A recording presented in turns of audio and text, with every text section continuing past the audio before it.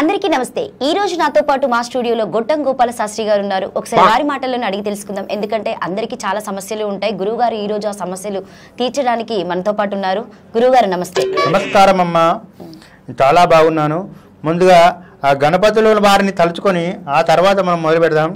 శుక్లాం వరదరం విష్ణుం శశివర్ణం చతుర్భుజం ప్రసన్నవదనం ధ్యాయేత్ సర్వవిఘ్నోపశాంతయే అగజానం పద్మార్కం గజానవ మహర్షిజం అనేకదంతం భక్తానాం ఏకదంతం ఉపాస్మహే।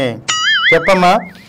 సో గురువు గారు మీరు ఏంటంటే చాలా వరకు చాలా సమస్యలు తీరుస్తారని చెప్పేసి చెప్తూ ఉంటారు కదా। సో నాది పంచాంగం ప్రకారం ఇప్పుడు ఉగాది సందర్భంగా తీసుకుంటే మనకి క్రోధినామ సంవత్సరం ఈ సంవత్సరం కాబట్టి నాది మేషరాశి। ఫస్ట్ నా రాశి గురించి చెప్పండి। నువ్వు పేరు చెప్పాలమ్మా, నువ్వు ముందే రాశి పరం చెప్తే నేనెందుకున్నా? నా పేరు లావణ్య। లావణ్య లావణ్య అంటే చూసినట్టయితే మీది మేషరాశి వస్తుందమ్మా। మేషరాశిలో ఆదాయం ఉందేందో 8 అమ్మా, వ్యయం 14। అంటే ఆదాయం మీకు తక్కువే ఉంది, వ్యయం మాత్రం ఎక్కువ ఉందమ్మా। మీరు కనుక 100 రూపాయలు సంపాదిస్తే మీ సంపాదన 150 రూపాయలు వ్యయం చేస్తుందని ఉందమ్మా। ఇక్కడ చూసినట్లయితే రాజ్యపూజ్యం ఏదైతే ఉందో 4 ఉందమ్మా, అవమానం మాత్రం 3 ఉంది। మీ రాశి ప్రకారం కొన్ని కలిసి వచ్చేటి యోగాలు ఉన్నాయి, కొన్ని కలిసి రాని యోగాలు కూడా ఉన్నాయి। ఏదైనా సరే బయటికి వెళ్ళేటప్పుడు ఉత్తరం వైపు చూసుకొని నెత్తికొక్కుంటూ వెళ్ళిపోవాలమ్మా। ఖచ్చితంగా ఇలా నెత్తికొక్కుంటూ వెళ్తే ఖచ్చితంగా అన్ని శుభాలు జరుగుతాయి, అదన్నమాట।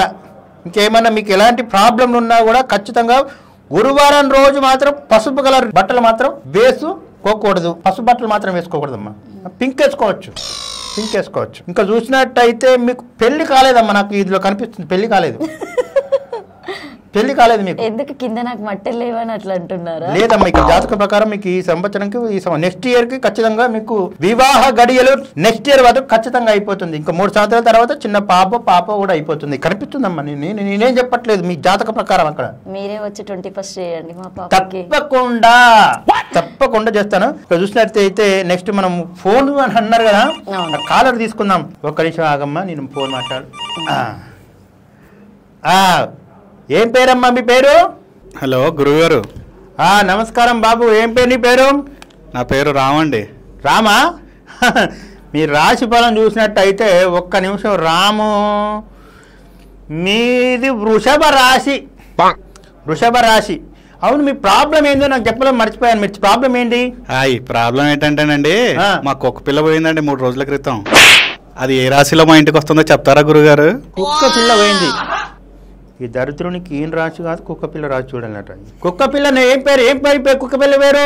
టస్కీ క్యూ చూసినట్టయితే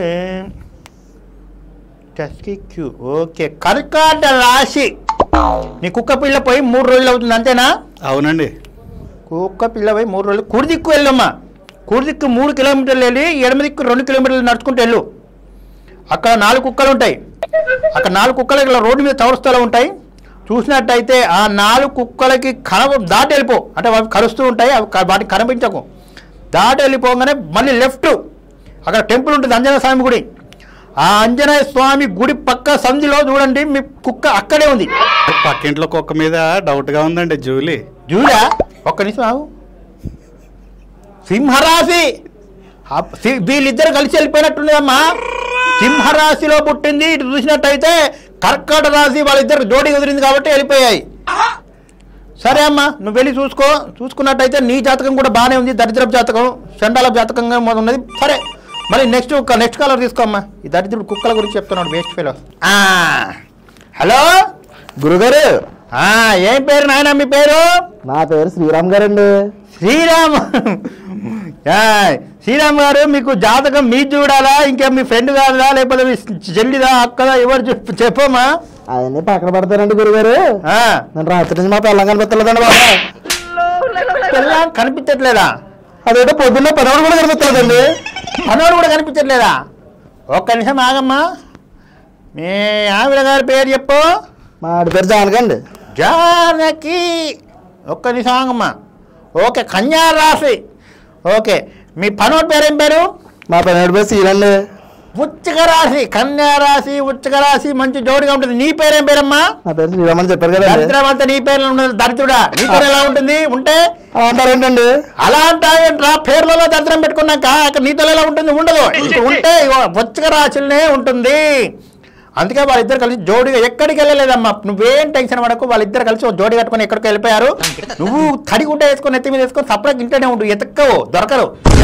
శని కొట్టేదవా. పేర్లోనే దరిద్రం పెట్టుకొని మళ్ళీ నాకు పెళ్ళం కనిపించట్లేదు, పనిమాడు కనిపించట్లేదు అంటారు. దరిద్ర పెదవా. పెడాయి.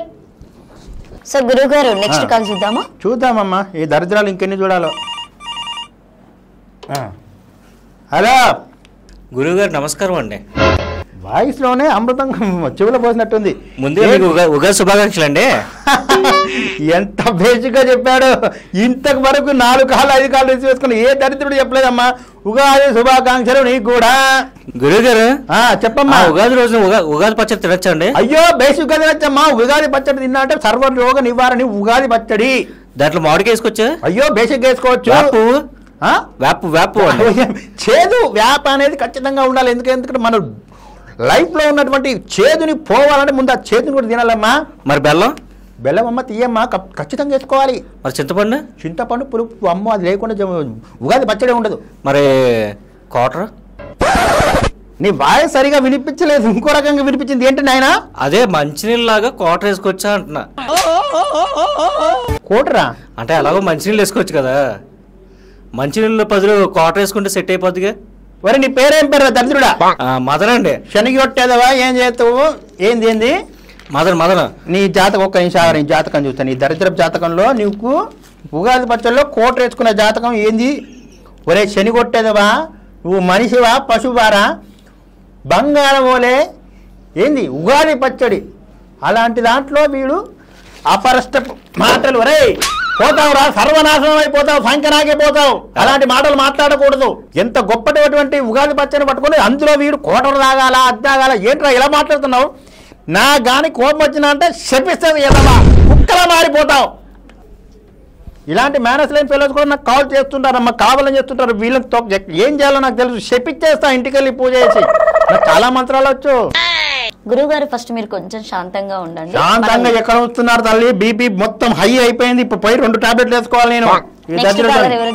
చూద్దాము ఏం చేద్దాం. సత్తామా? ఆగురా దరిద్రుడా, ఆగో. మాట్లాడవేంట్రా? నీకు మళ్ళీ హలో అని చెప్పారా? మాట్లాడు.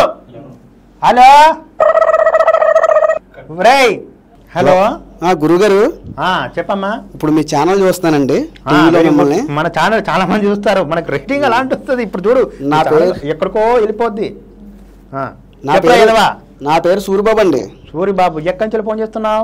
అనకాపల్లి అండి. అనకాపల్లి నుంచి ఫోన్ చేస్తున్నాడు. మనకు ఫ్యాన్స్ అక్కడ కూడా ఉన్నారమ్మా, చాలా మంది పంచున్నారు. మ్యాటర్ ఏంటి? ఏం కావాలి నీకు? జాతకంలో ఎవరిని చూడాలి? లేదండి, ఇప్పుడు శాస్త్రాల గురించి చెప్తున్నారు కదా టీవీలో. చాలా బాగా తీస్తానమ్మా. శాస్త్రాలు అన్నీ నేను వశపట్టేశాను, మొత్తం చెప్పేస్తాను. అవునండి, మొత్తం వచ్చామ్మా నాకు. అన్ని శాస్త్రాలు చెప్పేస్తాను. కామశాస్త్రం గురించి తెలుసండి?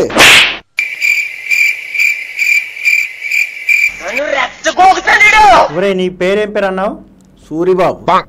సూరిబాబు ఎక్కడ నీ అడ్రస్ చెప్పరా? రై అనకాపల్లి. శనిగొట్టేదవా? కామశాస్త్రం గురించి నన్ను అడుగుతావు? నేను ఉందమ్మా, వెళ్ళిపోతున్నానమ్మా. వద్దమ్మా, ఈ జాతకాలద్దు, నాకు పంచాంగాలు నేను చెప్పను. నేను ఇంటికి వెళ్ళిపోయి ఇంట్లో కూర్చుంటే నాకు 100 మంది వస్తారమ్మా. ఈ శని కొట్టేది వాళ్ళందరూ నాకు ఫోన్ చేసి కామశాస్త్రం అంటాడు. కూడా 3 పిల్లలు 6 పిల్లలు. ఏందమ్మా ఇవన్నీ? కాదమ్మా, నమస్కారం. కూర్చోడం లేదమ్మా, మీకు దాంట్లో